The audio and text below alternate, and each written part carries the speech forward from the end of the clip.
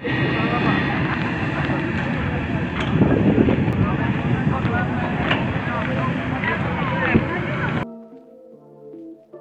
BPBD Banyuasin, bersama pihak kepolisian dan warga sekitar masih melakukan pencarian terhadap korban yang diterkam buaya. Eskavator pun turut diturunkan untuk mencari keberadaan korban.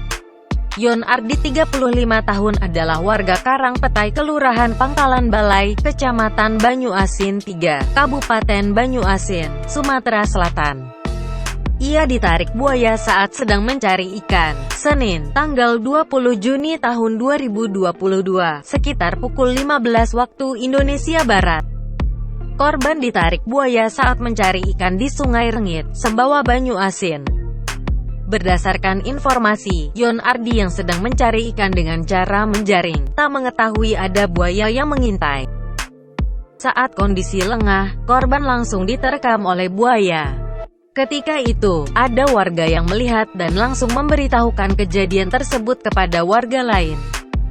Kepala BPBD Banyuasin, Alfian, Selasa, tanggal 21 Juni tahun 2022, mengatakan, di sekitar lokasi memang rawan, karena di situ merupakan habitat buaya.